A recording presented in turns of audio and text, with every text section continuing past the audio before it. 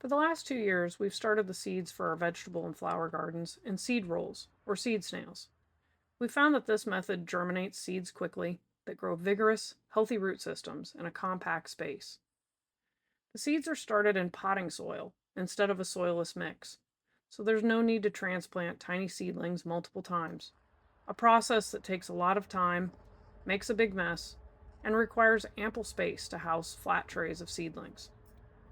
This method saves us time and space during a busy time of year when there are so many other gardening chores to tend to. You don't need fancy equipment or supplies to make these rolls. You can use a strip of flexible packaging foam or other material you have on hand and secure it with a piece of tape or a rubber band. I've even seen people cut strips from the bag their potting soil came in to make their rolls. For each roll, you'll need a strip of foam or other material, a bit of potting soil, a piece of tape or a rubber band, and a small pot to stand the roll in. You can easily recycle a plant pot or a container bound for your recycling bin. A spray bottle is useful, but not necessary. You can find detailed instructions and a list of the supplies we use, along with links to the same packaging foam we have used, in the description below.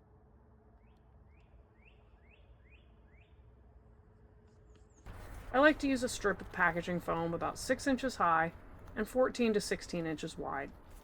Place the potting soil on the foam, making an even half-inch thick bed along the length of your material. Make sure to leave a half-inch border on the top and the bottom of the foam, and between 1 to 2 inches on each end to allow the soil to expand as you roll it up. My soil was a bit dry due to our recent hot weather, so I used a spray bottle to add a bit of moisture before adding the seeds.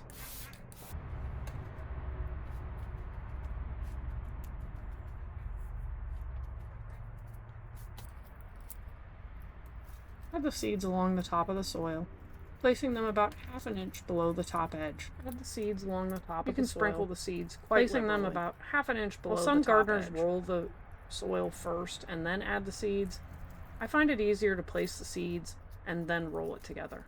Use whatever method works best for you. For this roll, I was using zinnia seeds, saved from last year's garden, pulling each seed away from the dried petal before placing it on the soil. I find that giving the seeds a light mist with a spray bottle helps to secure them to the soil as I roll it up, making them less likely to fall out.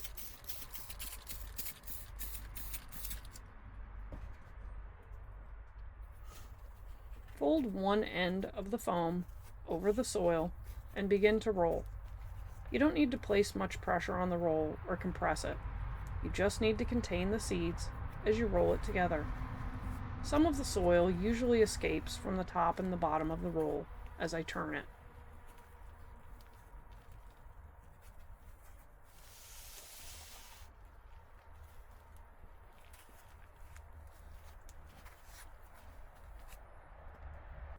Secure the roll using a bit of tape or rubber band and label your roll.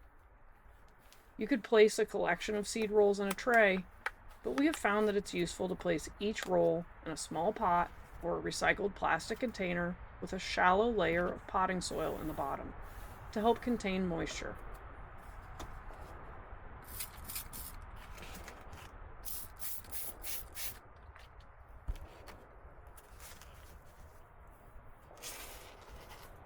After the seed roll is upright, you can top off your roll with a bit of extra potting soil, if needed. Seed rolls should be watered from the top until your seeds germinate. Once the seeds have sprouted, they should be watered from the bottom. Watering from the bottom allows for more effective watering and prevents the seedling's foliage from staying wet. This helps to discourage pests and disease, and watering from the bottom helps to establish healthy root systems. Here's a roll of nasturtiums we started 5 or 6 weeks ago. We tried using bubble wrap instead of the foam. It wasn't as easy to work with, but did germinate well. I'd love to use a more natural material for our seed rolls, but of the ones I've tried, I just haven't found one that works as well as the packaging foam. So, I plan to keep experimenting, and I'll share what I learn with you. In the meantime, if you've found a more natural material to use, and you've made seed rolls, I hope you'll share it with me. Until then, happy gardening and thanks for watching.